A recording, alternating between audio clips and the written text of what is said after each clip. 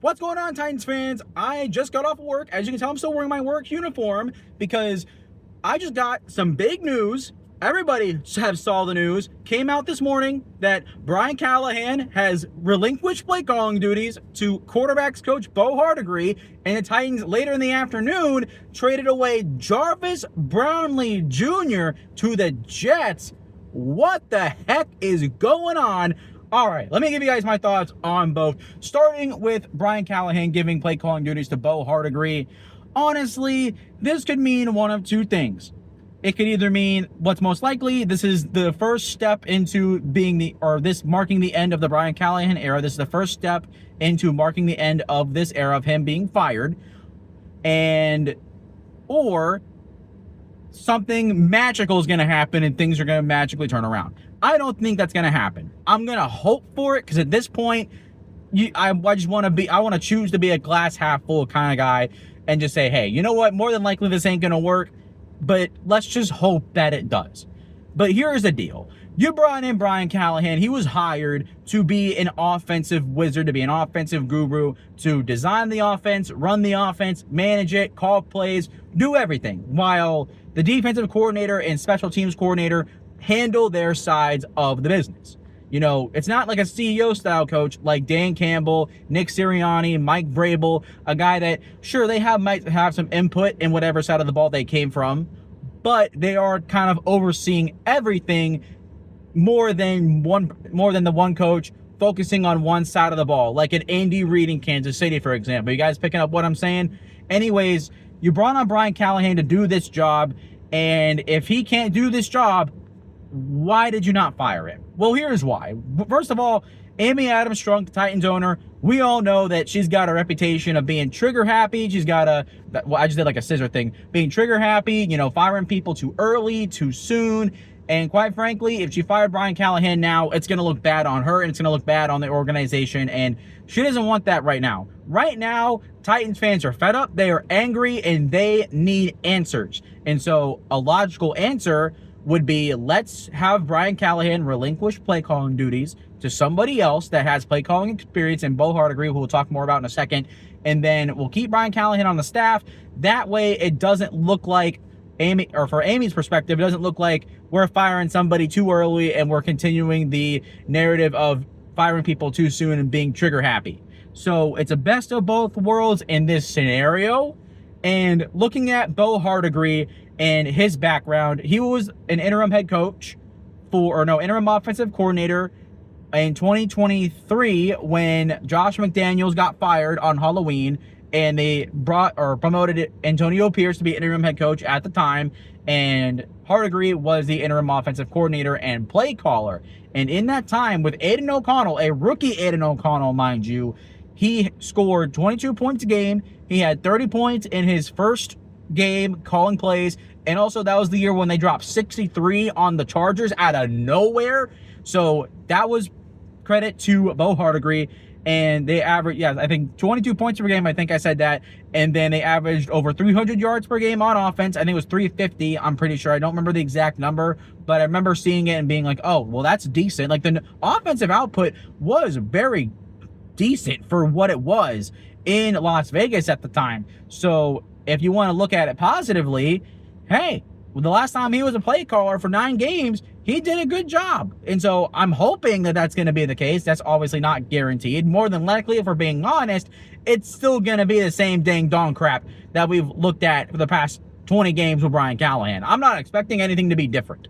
So don't go into this game against Houston coming up this week expecting anything different. Do not get your hopes up. Please don't. Because if you do and you get disappointed, all it's going to do is make people more upset than they already are. Because more than likely, being honest, nothing's really going to change. And for Brian Callahan, going back to him, if he isn't running the offense, he's going to have to do a much better job at getting the play call in, handling the game and handling the game management situations.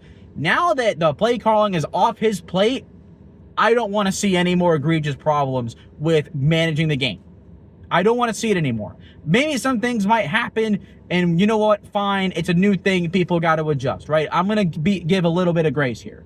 But like what it was at halftime or going into the half against the Colts, against the Broncos, stuff like that that's egregiously bad, that can't happen anymore for Brian Callahan. At that point, if you're going to be the CEO-style head coach, you got to be able to be the CEO-style head coach and do not screw up your team and put them in bad positions to succeed. You can no longer screw them up by calling bad plays. Now you cannot screw up by mismanaging the game. All your focus now is on the game, so we should not see any more egregiously bad problems. And if we continue to see them, which probably we will, let's be honest, at some point, he's going to get fired. The question is, when will he be fired? I think he's going to be fired after the Patriots game. I think he's going to have until then. They're going to have a tough 3-game road stretch against Houston, against the Cardinals and the Raiders, and then coming home against New England, going to lose that game probably, and then boom, he's going to be fired. And at that point, even if we win 1 game out of these 3 road games, maybe, right? Like if he can be competitive against this team, against the Patriots, if the team can look more competitive and actually like not shoot themselves in the foot a million times, maybe he stays and maybe he's able to survive and he can bounce back from this and grow from this opportunity and make the most of it. I hope that happens. I want Brian Callahan to succeed because it's better for the organization, it's better for Cam Ward, it's better for the fans that we have some freaking continuity with head coaches, because God knows that we have not been able to find that in 20 freaking years since we fired Jeff Fisher. So here's to hoping that happens. Now let's get to the other news, talking about Jarvis Brownlee Jr. getting traded to the Jets. It was for a late round pick swap. I think it was a swap of 6th round or 7th round picks. I can't remember. And here's the thing. I'm not going to immediately say, what are the Titans doing? I'm not going to say that right now because something has been brewing behind the scenes. Whether people want to see that or not, there's something that's been brewing. After week 1 and the penalties that he got, Jarvis Brownlee against Denver, Denard Wilson called him out specifically, saying if the penalties have to stop. And throughout training camp, if you remember, multiple reports came out all the time of Jarvis Brownlee Jr. getting targeted, and he was either making really good plays or he was getting burnt. So there was a lot of up and down with Jarvis Brownlee all through training camp, and it's continued here in the regular season, which mostly has been pretty bad. He's accumulated a lot of penalties. He's gotten beat a lot. Compared to what he looked like in his rookie year, he does not look as good here in these first 3 games, and he ended up getting traded. So obviously, in a situation like this, when you're a bad football team and you're trading away players because you're trying to get capital to build to next year, your season's done, you want to trade veteran players, right? Like with what Tennessee did last year with trading away. Did they trade away? No, they didn't trade away Byer last year. Excuse me. No, they traded away Ernest Jones. They tried to trade Derrick Henry, but that ended up getting vetoed. Or no, that was the year before. Excuse me. That was in 2023. But see what I mean? They're trying to trade veterans. Guys that are still, that can help a team win now, whichever team they go to. Right? Like D-Hop. D-Hop last year, prime example. Jarvis Brownlee, a second-year player, doesn't get that. He's not involved in that conversation most of the time. Almost all the time, he's not. So that tells me that something has happened behind the scenes that caused a falling out, whether it's because of the penalties and he's not bought in anymore and he asked to be traded, or he just simply has not been good at all and the coaches are like, you know what, there's nothing left we can do, just trade him. I doubt that. I think there was a rift between Jarvis Brownlee and probably either Brian Callahan or Denard Wilson, the defensive coordinator. Somewhere there was an emotional rift that caused this fallout to happen for him to be traded. Because like I said, this doesn't happen. Even with the bad football team, when you're trading a bunch of veteran players, like trading a second-year player like Jarvis Brownlee, especially with a team that needs corners, that does not have a lot of depth at the position, that doesn't make sense. So something, in my opinion, had to happen behind the scenes in order for this to happen. I don't think the Titans just decided that they're going to take a second-year player 3 weeks into the year and just trade him away for a 6th-round pick. Like, that's not...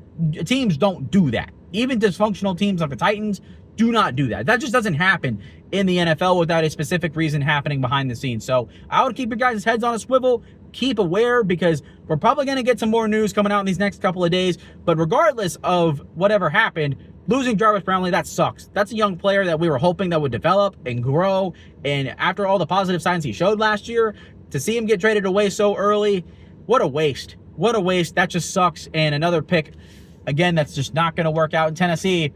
Hopefully, wish Jarvis Brownlee Jr. the best. And with the Jets, he's going to a good coach in Aaron Glenn. The Jets do need some more corners, and they're getting a talented one in Jarvis Brownlee. So any Jets fans that watch this video, hey, if he can be coached and he can be developed, he's got a lot of talent. So gotta like that part for the Jets at least. And they got essentially nothing for him, so there's no loss for the Jets. More compared to the Titans, actually. I don't know. I just got off of work. I've been talking all day, so my brain's kind of fried.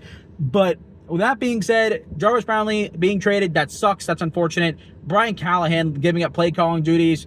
I think it's a PR move by Amy Adams Strunk to get people reinvested into the team, and also so she doesn't look bad having to fire Brian Callahan. Here's the hoping that the change is beneficial for the team, but I'm not hoping it to be, or I'm not expecting it to be. It's probably going to be more of the same as we go on the road to Houston on a Sunday. But that's all I got for you today. Wanted to talk about it with you guys. Thank you guys for watching, and I will see you guys next time. Bye.